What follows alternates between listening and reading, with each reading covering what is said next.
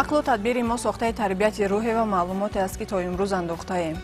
اگر بخواهیم بر عقل و تدبیر خود بیفزاییم، باید از فرد و معلومات بیشتر و بهتری کسب کنیم. سلام بیننده های عزیز تلویزیون تاجیکستان. نشرینه برنامه رواندرمانی را با شرکت نامزد علمی روانشناسی نادر امانوف پیشنهادتان می‌داریم.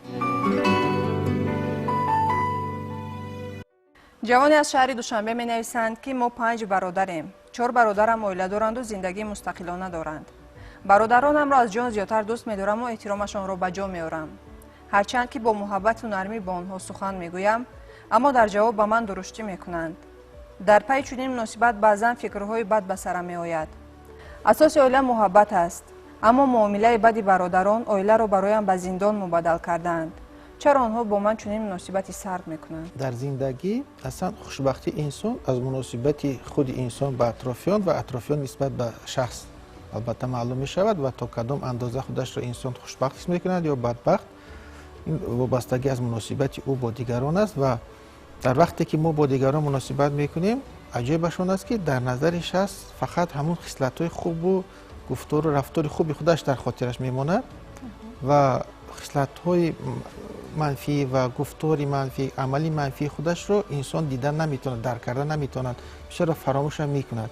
بنابر همین ما فکر میکنیم که همه وقت ما با آدمان اطرافیانمون خوبی میکنیم، لیکن متاسفانه در جواب ما بعضا مناسبتی منفی میکنند، بیشتر مناسبتی منفی میکنند.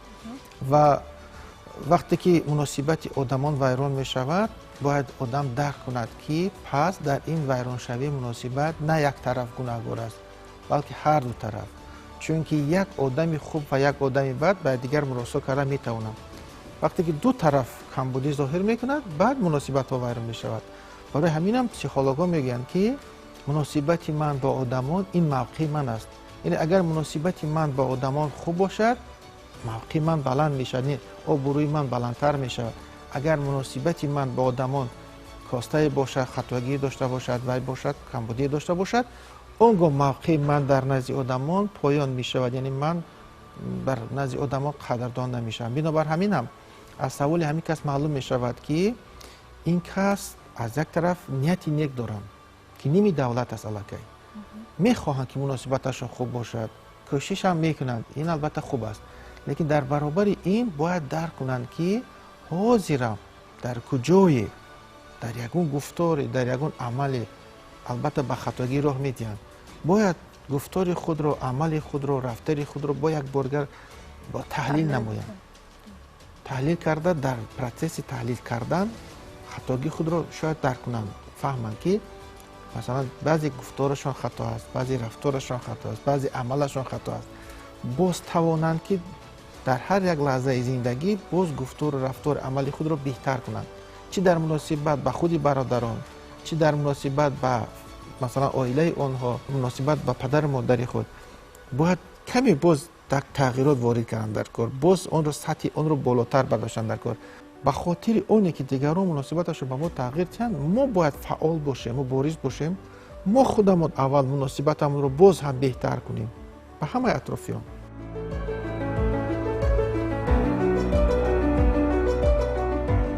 وجود زیبا همچون شخص توانا بیش از دیگر تکالیفی دارد.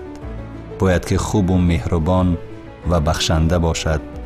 باید که بیسوزد و به درد مستمندان برسد و بر زخم دلها مرهم بگذارد. وای اگر زیبایی و قدرت به دست نااهل بیفتد.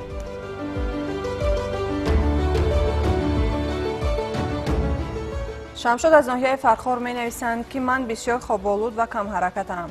وقتی زیادی عمرم در خواب می‌گذرد.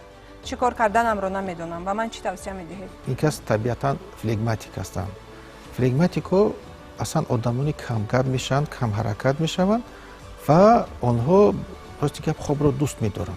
البته این خصلت طبیعی آنها است. این خصلت آنها هم طرفی مثبت دارد، هم طرفی منفی دارد. مثلا آنها آدمانی هستند که به کسی کار ندارند، به یک کس بدی نمیخواهند، به کسی بدی نمیکنند، پروای گفتم ممکن است که پستی بلندی بعضا اطرافیان ندارند. آنها فقط با خود هستند، در فکر خود هستند، به کسی کاردار نمیشوند. از این طرف خصلت‌های مثبت زیاد دارند. یکی آنها را غمگین کردن مشکل است، آنها را مثلا به غضب آوردن مشکل است. آنها مثلا آدمانی با تمکین هستند، وزنین هستند، کم گپ هستند، هیچ کس را آزار نمیتند، به هیچ کس ضرری نمیرسانند. لیکن در برابر همین خصلت‌های مثبتی که زیاد دارند، افسوس که آنها بسیار از معیار زیاد کم حرکت و خواب دوستدار هستند. اکنون هر یک انسان یک کمبودی دارد، آدم به کمبودی نمیشود، لیکن انسان باید خوب میشود که انسان کمبودی خود را درک کند، داند و از پسی برطرف کردن کمبودی خود شود. مثلا همین کس علاقه درک کردن که آنها از معیار زیاد خواب‌آلود هستند، باید کوشش کنند در نزد خود مقصد گذارند که خواب خود را کم کنند. مثلا از روی قاعده باید انسان در یک شبانه روز اقلا باید 6 ساعت خواب رود. خوب میشود 8 ساعت خواب رود، لیکن نه زیاده از این. بنابر همین باید همین کس خواب خود را به یک رژه درآورند. مثلا معین کنند که بگاه مثلا شب از ساعت چند به خواب میروند، سحر از خواب ساعت چند از خواب میخیزند و بعد از همین دیگر تمام. یگان خواب روی باید نباشد. باید فعالانه مقصد گذارند، کوشش کنند، حرکت کنند، عمل کنند تا اینکه پرابلم های گوناگون زندگی خود را اجرا کنند. وقتی خوابشان میبرند اونها خود را مجبور کنند که باید خواب نروند، چون که وقت برای خواب نیست. خواب علاقه معیار خود را گرفت، وقت برای دیگر حرکت و عمل است. انا میخواد انسان هر لحظه وقتی که کمبودی خود را درک میکند و بعد این رو برای برطرف کردن اون مثلا مبارزه میبرد، اون آدم به مقصد میرسد و این کمبودی های زندگی البته آهسته برطرف میشود. و عجیب اون است که انسانی که همین کار را یک بار، دو بار، سه بار، چهار بار کرد، آهسته این به عادت او تبدیل می‌یابد و این علاقه آهسته گفتم ممکن است که یک ماجرای خود را میگیرد و فکر میکند که قریب خود به خود علاقه همکش رفتن میکرد که خوابش کم میشود و مثلا وای فعالتر میشود، وای مبارز میشود و به هر یک مقصد و مرامی که در نزد خود میگذارد به آن نائل میگردد. دینار 18 ساله از دهه زیروباد مینویسند که من خیلی خراب و لاغرم. پیوندانم دویم مرا طعنه میزنند که تو بدروح هستی. از تقدیرم ناراضیم. آخر این حالت جسمانی از من وابستگی ندارد. من چیکار کنم؟ انسان چی در خصلت‌های خود، در رفتار خود بعضا یک نقصان‌ها دارد و چی ظاهراً هم انسان میتواند که کمبودی داشته باشد. آدمی بی‌عیب نمیشود. هر یک انسان یک کمبودی دارد. همه گپ‌های آدمان تصادفی رو ما باید سخت بدیل نگیریم. یکم اول پیش از همه باید انسان هم خیلی فکر کند. انسان میتواند اگر خواهش داشته باشد ظاهراً خود را تغییر بدهد. برای این باید کمتر گفتم ممکن است خودش اول داند چی باید کرد، از آدمان متخصص این ساحه مثلا مصلحت بگیرد و وقتی که همین مسئله رو فقط به طور باید شاید درک کرده مصلحت‌های کافی رو در ضروری رو بگیرد، انسان وقتی خودش مبارزه برد و فعال شود همین ظاهری خود رو انسان تغییر داده میتونه. اصلا باز زنها مثلا همه وقت میتونن همه خصلت‌ها یک ظاهری خود رو تغییر بدن، چی در موی خود، چی در روی خود، چی در قد خود. وقتی انسان سالش بالا میرود و میخواهد یا نمیخواهد وزن زیاد پیدا میشود. بنابر همین برای انسان مبارزه بردن برای وزن زیاد مشکل تر است نظر به آنی که پیش روی لاغری را بگیرد. لاغری در جوانی است، تقریبا تا سن 20 سالگی است. بعد 20 سالگی علاقه مشکل لاغری خود حل می شود و سر می شود مشکل دیگر که کم کردن وزن خود است. بنابر همین هم با فکرم این کس جوان هستند، همه این مشکلیشان لحظوی است و خود به خود با فکرم با مرور زمان این پرابلم از بین می رود. یکی خودشان باز طرف دیگر باید بدانند، باید مصلحت‌های درست بگیرند، باید در مثلا استعمال غذا باید کمی مناسبت خود را تغییر بدن، درک کنند، فهمند که کدام غذاها کمک میکند، کدام غذاها مثلا ضرر میکند. اگر این چیزها را به نوبت بگیرند خودی مسئله حل میشه.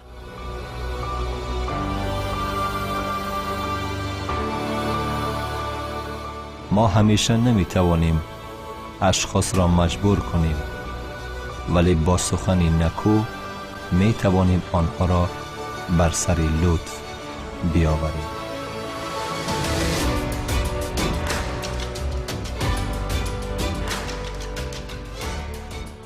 نصیبه 26 ساله از شهر دوشنبه می‌نویسند که یک حالت عجیب و غیرعادی مرا فرا میگیرد.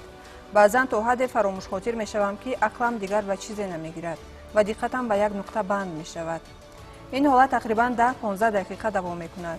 агар дар кӯча бошам аз куҷо омадану ба куҷо рафтанамро фаромӯш мекунам. ба ҳамин монанд фаромӯшхотирӣ чандин бор маро ба ҳодисаҳои нохуш дучор гардонидааст. чӣ кор карданамро намедонам. сабаби асосии рӯй додани ҳодиса дар он аст ки шахс бо ягон мушкилии муҳими зиндагӣ дучор мешавад. як проблема дар зиндагии инсон пайдо мешавад. ё ки вай муҳаббат аст, ё ки ягон ғам аст, ё ки андӯҳ аст, ё ягон мушкили вазнини иқтисодӣ аст. умуман ягон мушкилие ҳаст дар зиндагӣ ки тамоми гуфтан мумкин фикри ҳуши инсонро ба худ ҷалб мекунад. вақте вай тамоми ҳушу гӯши инсонро ба худ сахт ки ҷалб кард, дигар масъалаҳои зиндагӣ аз гуфтан мумкин аст ки мадди диққати инсон ва хотири инсон дур мемонанд. бинобар ҳамин як қисмати муайяни майнаи сар ки сахт кор карду ҳамаи қисматҳои дигар хомӯш ки шуд, ин боз зарар дорад. чаро? чунки аслан одамоне ки масалан гуфтан мумкин аст ки одамоне ки инро дарк мекунанд, кӯшиш мекунанд ки ҳама қисматҳои майнаи сари инсон ба тартиб бо вақту соат гуфтан мумкин аст ки ба навбат кор бикунанд. масалан вақте ин қисмат кор ки кард, қисматҳои дигар дам мегиранд. як вақт ин монда мешавад, хаста мешавад, бояд қисмати дигар кор кунад, то ин ки ин қисмат қувваи худро бояд барқарор кунад. боз аз ин проблема дигаро фаъолияти дигар кушонда мешавад диққати ҳуши инсон, то ин ки ин минтақаи майнаи сар бояд дам бигирад. анами хел одамоне ки оқилу доно фозил ҳастанд, фаъолияти системаи асаби худро идора мекунанд. вақте ки аз масалан як кор хаставу монда мешаванд, ба кори дигар муваққатан кушонда мешаванд диққати худро, то ин ки бигзор ин қисмати аввала қувваи худро барқарор кунад. анами одам бояд ҳамин корро бикунад.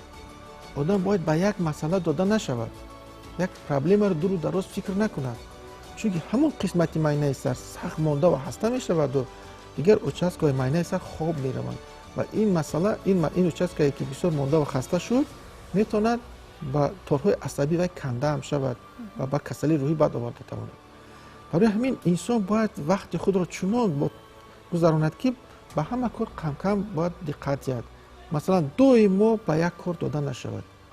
баъзан бо кӯдакони атрофиён шӯхиву ханда кардан дар кор, баъзан ба ягон кори масалан дигар машғул шудан, масалан ба нигоҳбини масалан гулу масалан ҳайвонҳои дӯстдоштаи хонагӣ, ё ки баъзан ба тамошои кинофилм диққат додан дар кор, баъзан ба масалан тамошои масалан боғу масалан манзараҳои зебо рафтан дар кор, баъзан консерт тамошо кардан дар кор.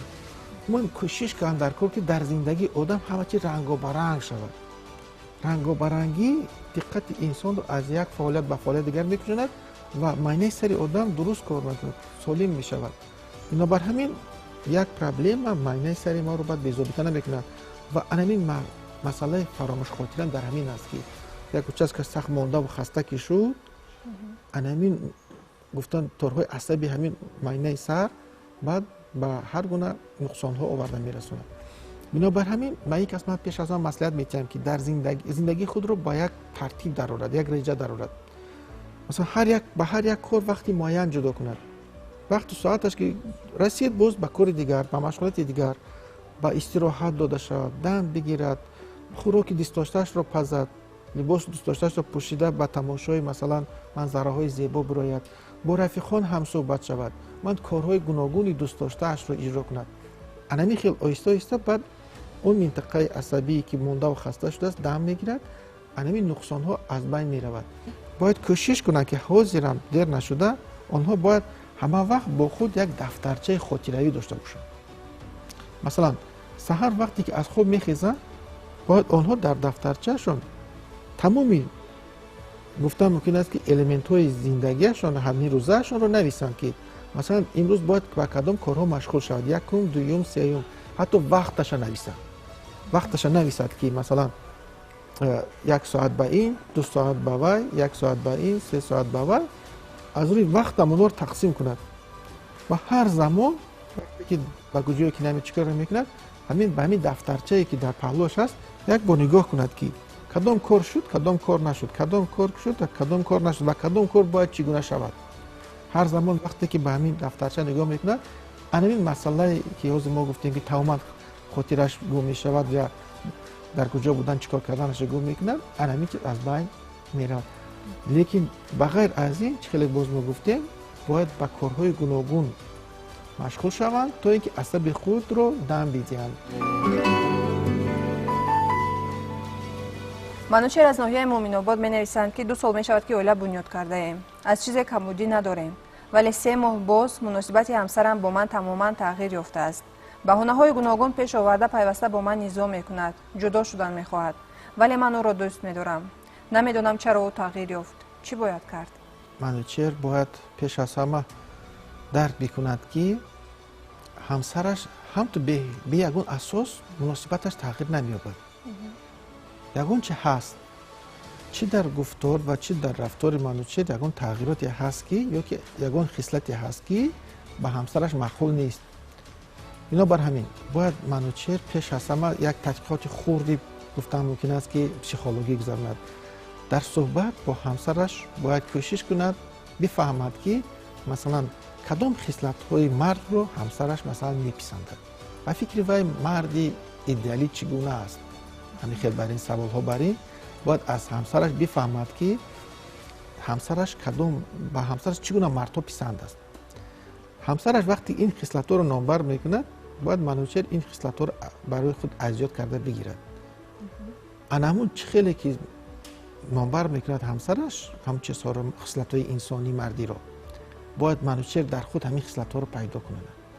اقلا در پیش همسرش خود رو همین خیلی نشان دهد. مثلا اگر به همسرش مردی سرگپ مقبول باشد باید بعضا سرگپی که شوخی کند. لیکن اگر برعکس باشد مثلا به همسرش مردهای کمگپ مقبول باشد هر چقدر خواهش گپ زدن باشد لیکن بعضا لجاج خودش کشیده ماند و صحبتش رو سخنش رو و کمگپی رو ظاهر کند. انا مانند همین ما باید در زندگی باید روانشناس خوب باشه، پسیکولوژ خوب باشه. ما باید پیش از همه درک کنیم که به همین آدمان اطرافیان ما کدام خصلت‌ها معقول است برای که به آنها پسند بیاییم ما باید همین خصلت‌ها رو در خود ظاهر کنیم، نشان دهیم. با آدمی که مثلا سرگپی معقول است سرگپی کنیم، با آدمی که کمگپی معقول است کمگپی کنیم، با آدمی که مثلا الفت پرست است الفت پرستی کنیم. علمین ما باید نقش بازی کنیم. زندگی اصلا از نقش بازی های عبارت است. ما همه وقت باید نقش بازی. وقتی که انسان در تنهایی خود با خود می باشد بعد میتواند که خصلت های طبیعی خود را ظاهر کند. در همه حالت های دیگر انسان برای که به مقصد برسد و در روی خود نقاب میکشد. نقابی که اون نقابی هست که به همون هم صحبت ما پسند است. میخوایم نمیخوایم میخواد است. حتی از روی همین هم پسیکولوژا میگن که انسان تا 15 سالگیش میگه طبیعی رفتار و گفتار میکند. بعد 15 سالگی انسان الکی گفتن ممکن است که زیر نقاب میگرده.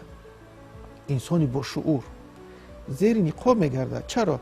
چون که 15 ساله که شد انسان الکی به کسی پسند میاد یا کسی به او مخول میشود یعنی عاشق میشود.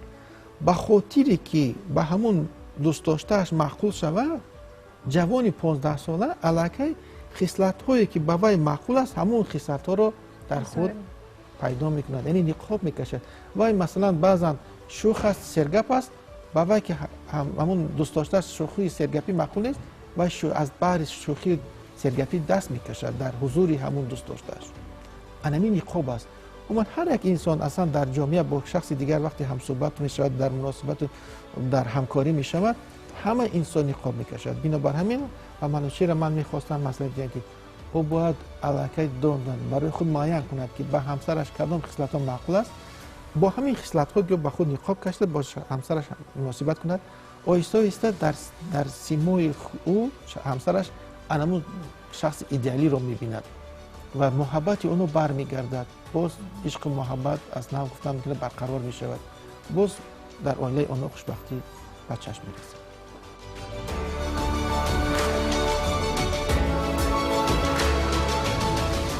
مردم هرگز خوشبختی خود را نمی شناسند، اما خوشبختی دیگران همیشه در پیش چشمانشان می باشد.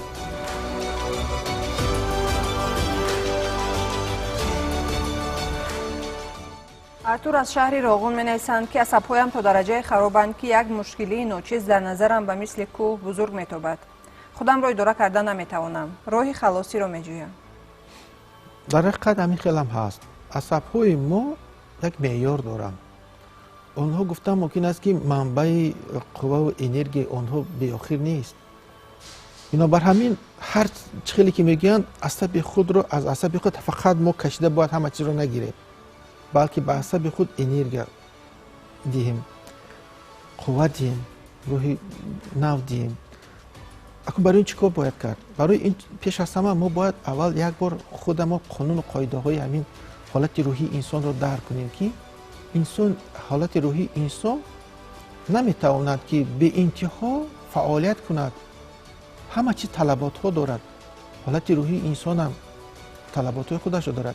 مثلا حالت روحی انسان طلب میکند که مثلا وقتی که من میگید که 10 ساعت کار کردم، اقلا 5 ساعت 6 ساعت به من استراحت دی. همه چی به استراحت نیاز دارد. عصب انسان هم به استراحت نیاز دارد. یکی از راه‌های بهترین استراحت دادن به عصب انسان این خواب است. خواب اینه که مثلا وای در جاگاه در آمده است و لیکن در وقتی جاگاه با فکرهای پرابلم های مشکلی زندگی خود بنده است. این خواب نیست. افسوس که بعضی میره خواب حساب میکنن. مثلا ساعت 10 و جاگاه خواب میداره، لیکن همه پرابلم های زندگی خود رو میخواد در همین لحظه حل کند. بعد تا ساعت 2 3 شب این طرف پهلو میگردد، اون طرف پهلو میگردد. لیکن این خواب نیست. این خیلی نمودی خواب روی به معنی سری ما استراحت نمیبخشد. باید ما خواب بسیار خوب رویم که مثلا که حتی تا درجه که وقتی بیدار میشیم ندونیم که ما در کجا خواب هستیم، ما در کجا هستیم. انا خیلی خوب برای معنی سر در کار است. بغیر از این 6 8 ساعت به معنی سر استراحت های روزانه دادن در کار. استراحت های روزانه چیگونه میشود؟ مثلا صحبت شیرین با دوستان نزدیک، شوخی و خنده کرده دوستان نزدیک هم صحبتشون در کار. یک دیگرش که اگر خیلی نباشد یگون تماشای کینوفیلم دوست داشته یا یکی تماشای کنسرت حافظ سراینده دوست داشته، این امکان باشد مثلا با یگون جا رفته با رفیقان با دوستان آدمانی که دلکش هستند دلچسب هستند با اونها رفته در یگون جا موسیقی فورم گوش کرد رقص و بازی کردن. انا خیلی کارهای گوناگون دیگری کردن در کار با معنی سر باید ما استراحت دیم. از او فقط همه کار رو طلب نکنیم بکشیم بگیریم، همه انرژی رو کشته نگیریم، بلکه بابا استراحت دیم. معنی سر ما نیاز دارد بعضی این چیزها. ما باید فهمیم که هر چقدر که ما بابا استراحت دادیم همون قدر حالت روانی حالت روحی ما خوب میشه. بنابراین از ما وابستگی زیاد دارد. نه اینکه ما باید فقط بینالیم که یکی از ما وابسته نیست. ما خودمون گفتم که میخواهیم خوب باشد دیگه خوب نمیشد. از انسان بسیار وابستگی دارد که خودش چی خیلی میخواهد، خودش باید کوشش کند، خودش باید بداند، خودش نقشه زندگی خود را معین کند و همون چیزی که میخواد هم خیلی نقشه کتی زندگیش رو تشکیل کند تا اینکه هم عصبش آرام و راحت داشته باشد و هم خودش.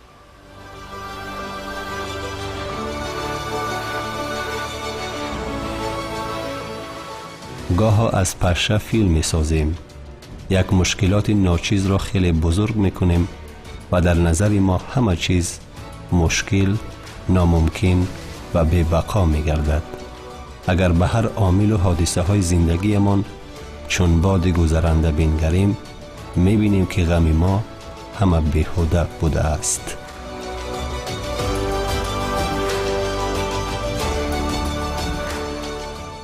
نرگس 22 ساله می نویسند که من دختری مبارزم، نقشه های بزرگ دارم و تلاش می کنم که آنها را عملی گردانم. آیله‌دار نیستم، فعالیتم خوب است و از چیزی شکایت ندارم، اما بعضا وقت از همه این خسته می شوم و می خواهم فرار کنم. تنها پس از گریه کردن آسودگی را احساس می کنم و دوباره پی کار می شوم. خواهش می کنم این حالت مرا شرح دهید. از همون گفتارش معلوم است که انسانی هستند که در زندگی می فهمند که باید فعال باشد، آدم باید کوشش کند، مبارزه برد و توسط فعالی مبارزه و کوشش و غیرت انسان به مقصد می رسد و در برابر این خودشان درک کردند که آدم 100% خوشبخت هیچ وقت نمی شود. در روی عالم آدمی نیست که از چیزی ننالد، چون که زندگی انسان گفتم ممکن است که از همین قسمت های عبارت است. از خوشبختی ها از غم، از خوشبختی از غم. اگر در بین این خوشبختی ها غمی نباشد، خوشبختی نوبتی رو ما درک نمیکنیم. انا میخواد بعد یک خوشبختی، یک غم، یک پرابلم، یک مشکلی میبیاد و بعد حل این مشکلی ما باز خودمون رو خوشبخت میکنیم. باز یک مشکلی میبیاد و بعد حل کردن این مشکلی باز ما خودمون رو خوشبخت میکنیم. یعنی ببینید که زندگی از همین خیلی دوره های زندگی لحظه های عبارت است. اینا بر همین آدمی بیغم بی‌درد نمیشه در عالم. البته این کس درست قید کردن که هر چند که یکون شکایت ندارن دیگر لیکن باز لحظه هایی می شود که آدم با یک غمی با یک مشکلی گرفتار می شود و می خواهد دلش خالی کند. قطعا هم زنها یکی از راه های خوب دل خالی کردن زنها همین است که گریه کردن است. این راه بد نیست، این راه خوب است. و لیکن طرف دیگر است که یگانه این راه نیست، راه های دیگر هم هست. مثلا بعضی آدما نه اینکه گریه میکنند بلکه دوستی نزدیکی دارند که دلشون در نزد دل دوست خود نزدیکشون خالی میکنند. حتی عجیبشون است که انسان فقط از غم نمینالد و دوستی نزدیک نیاز ندارد که مثلا غمش رو در پیش او بگوید. آدمان حتی محتاجند، طلبات ضرورت دارند که در نزد دوستی نزدیک حتی خرسندیشون رو مثلا بیان کنند، دلشون خالی کنند. همین حسیات عالی خرسندی و غم، حسیات خرسندی و حسیات بلند است. هر دوش با انسان ضرر دارد. بنابر همین انسان نیاز دارد به دوستی که در نزد او هم غمش رو بگوید و بینالد، هم خرسندیش رو بگوید و بینالد. چون این حسیات بلندی هست که معنی سرمون رو ناآرام میکنند و ما محتاج ضرورت طلبات داریم که یک دوستی داشته باشیم، دوستی نزدیکی که در نزد او دلمون رو خالی کنیم، چه خرسندیمون رو چه غممون رو. انا برای همین هم میگن که زخم انسان رو مثلا انسان میگیرد، آدم با آدم زنده است. ما محتاجیم به همین خیل دوستان، به همین خیل اطرافیان. بنابراین اگر انسان در زندگی هم خیل دوست داشته باشد، پیش از همه اول در زندگی این خیل دوستان پیش از همه پدر و مادر است. برای دختران مادر میشوند، برای پسران بسیار وقت میشود که باز مادر یا پدر. بعضا پسر میشود که به پدرش نااندازه بلکه به مادرش بیشتر دلش خالی میکنه. لیکن در زندگی بعضا پدر و مادر تاخیر نمیمونند. در زندگی بعضا ما با ضرور میشه که دوستانی نوبتی رو خودمون پیدا کنیم، چون که پدر و مادر تاخیر نیستند و در زندگی انسان همیشه آدمای دیگر رو پروتوتیپ همین پدر و مادر رو در دیگران میبیند، میکوبد، مییابد و دوستانی مییابد. و اگر انسان همیشه دوستان داشته باشه آدمی خوشبخت است، چون که دلش میتواند خالی کند. اگر که دوست یافت نشد، همین درجه خلقی نشد، باز راههای دیگر هم دارد. مثلا میتونه انسان در لب آب، در لب آب روان، در لب دریای جوی نشسته دلش رو میتونه خالی کند. حتی در همون خرسندیش رو بیان کند، میتواند غمش رو بیان کند. البته باز گفتم که در برابر این میتواند گریه هم کند، گریه هیچ ضرر ندارد و برای همین که اونی که دخترها بعضا با توسط گریه همون حسیات های برزیات خود رو که میبرارن، این با اونها خوب است و برای همین هم بعضا پسیکولوژها میگن که عمر زنها برای همین دراز است که اونها میتونن توسط گریه حسیات‌های برزیات ضررآور در سیستم عصبی رو میبرارن. لیکن افسوس که مردها همین کارو کرده که نمیتونن، این حسیات‌ها بعد مردها رو میخورد درون بدرون. برای همین عمر زنها رو میگن درازتر است، عمر مردها کوتاه‌تر است. از این جهت من میخوام به یک از بگم این چیز ضرر ندارد. آدم بعضا توسط یا گریه یا به دوست دیگر به یک دوست دل خالی کردن یا در لب آب روان نشسته مشکلی خود رو گفتن، دل خالی کردن، این راه کتی البته باید انسان این کار بکند، چیز ضرر ندارد. این خوب است و بد نیست. معروف 24 ساله می نویسند که چرا وقتی شاد بودن ما به آهنگی سرود و هنگامی غمگین بودن به متن آن اهمیت می دهیم. وقتی که انسان شاد است با وی پیش از همه آهنگی به دلش به ریتمی دلش معقول را میجوید و میکوبد و میخواد حرکت ها کند، مثلا رقص کند و این در کار است. همین رقص یکی از حرکتی هست که انسان حسیاتی بر زیادی که در سیستم عصبی است همین حسیات رو میبرارد و آدمانی که رقص میکنن اصلا و صدقا نمیخواد رقص میکنن، آنها با کسل دیل و همین چیزها کم گرفتار میشن، چون که توسط رقص ریتم بدیلشون معقول یافته در سیستم عصبیشون میبرارن. بنابر همین هم در وقت خرسندی ریتم و آهنگ بسیار مهم است نظر به مضمون همون سرود. لیکن وقتی آدم غمگین می شود الکی وی رقص و بازی رو نمیخواهد، حرکتی چرا نمیخواهد، وی حرکت نکرده بیشتر فکر میکند با منطق، یعنی با ظاهر نه، با همون وایش نه، با منطق همون گفتار و سرود مثلا دقت سخت دقت میتید. آدمی که غمگین میشد با منطق سخت دقت میتید. آدمی خرسند با چخیلی که باز درست قید کرده با ریتم دقت میتید، چون که وی در دلش خواهشی رقص کردن رو دارد.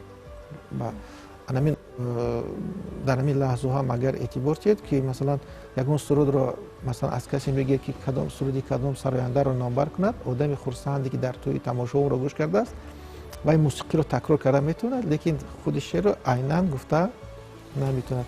و از این بعضا سراینده ها استفاده هم میبرند که در وقت توی تماشا ها بعضا سرود رو همون شعر رو درستان که ویران کرده، لیکن قافیه‌اش رو نگاه می‌دارن، لیکن مضمونش به تغییرات می‌دارن و هیچ کس به این کس اعتبار نمیده، چون که در لحظه خرسندی با آنها ریتم مقبول است، همون موسیقی مقبول است تا اینکه رقص و بازی کنند. بیننده های عزیز، یادآور می‌شویم که برنامه رواندرمانی است و شما می‌توانید طول هفته سوال‌های خود را با پشت الکترونی یا تلفن‌های ما که هر لحظه روی اکران‌های شما نمودار می‌شوند روان نمایید. به همه سوال‌های شما روانشناسان ما حتما پاسخ می‌دهند. در پایان برنامه به بیننده های ما چی توصیه می‌دهید؟ من به بیننده ها می‌خواستم بگویم که مشکلی نیست که آسان نشود، مرد باید هراسان نشود. زندگی از پرابلم های گوناگون عبارت است.